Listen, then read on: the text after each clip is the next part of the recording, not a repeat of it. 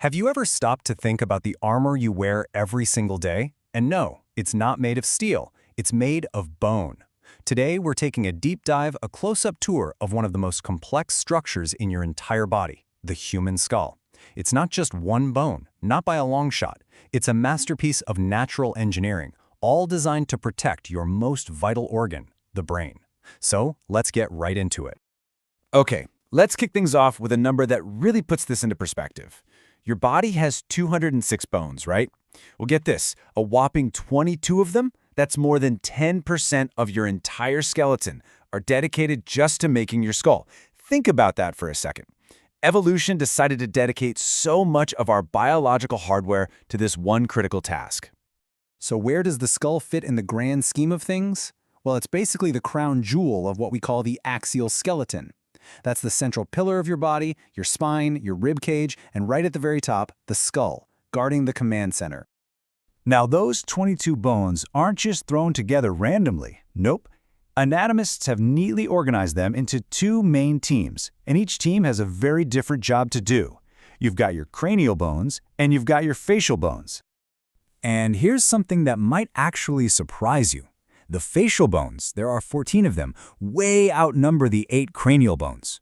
So while those 8 cranial bones are busy forming the protective helmet for your brain, the other 14 are providing the entire scaffold for your face, your eye sockets, your nose, your jaws, everything that lets us eat, talk, and express ourselves.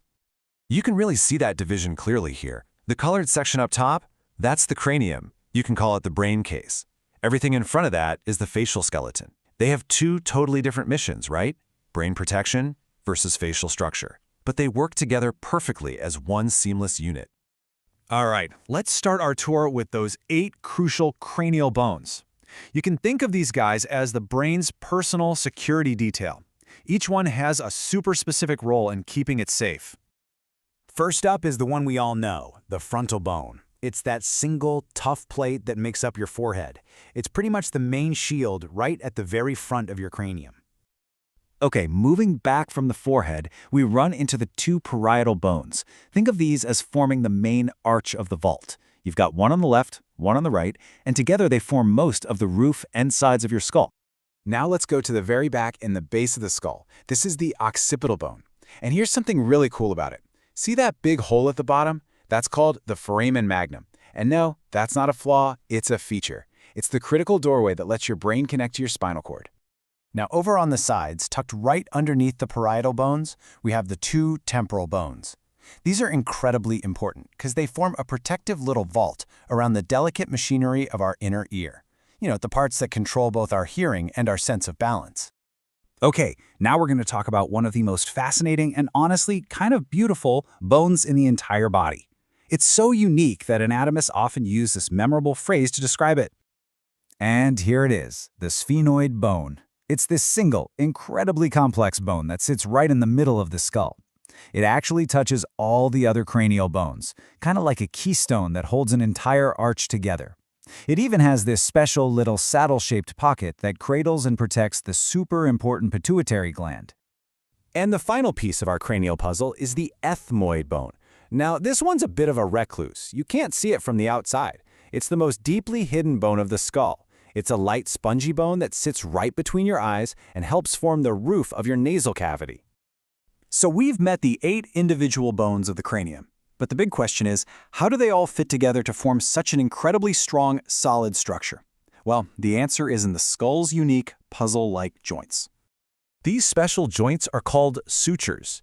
Now, a suture is nothing like your flexible elbow or knee joint. It's a fibrous joint that doesn't move at all. Its one and only job is to lock the bones of the adult skull firmly together, like the most intricate, interlocking puzzle pieces you've ever seen. There are 4 major sutures holding the cranium together. You have the coronal suture, which connects the frontal bone to the 2 parietal bones. Then there's the sagittal suture, running right down the middle, joining those 2 parietal bones together. In the back, the lambdoid suture connects the occipital bone to the parietals. And finally, on the sides, the squamous suture joins the temporal and parietal bones. And just look at how they connect. See that jagged line running across the front? That's your coronal suture. The one going straight down the middle is the sagittal, And the one forming that kind of upside-down V at the back is the lambdoid. You can just see how that interlocking design creates unbelievable strength. But here's the really amazing part. The skull isn't born as this rigid, fused fortress. It goes through this incredible transformation from the time we're born to when we're adults. So in a baby, the cranial bones haven't fused together yet. The gaps between them are filled with this tough, fibrous membrane, and these gaps are called fontanelles. Of course, most of us know them by their much simpler name, soft spots. So why have these soft spots? What's the point? Well, they have two absolutely critical functions. First, they allow the baby's head to compress a little bit during birth, which is very helpful. And second, they allow the skull to expand to make room for the massive amount of brain growth that happens in the first few years of life. The whole journey is just remarkable. We start with this flexible skull in infancy. Then, throughout childhood, it grows like crazy, reaching its adult size by around age 12. And as we move into adulthood, those fontanelles close up, the sutures lock down, and we finally get that rigid, protective case we rely on for the rest of our lives. So after this whole tour, it's pretty clear the skull is so much more than just a bone. From its 22 separate parts to its unique interlocking joints and its incredible journey from flexible to fused, every single detail is perfectly designed for its number one job, to be the ultimate armor for our brain.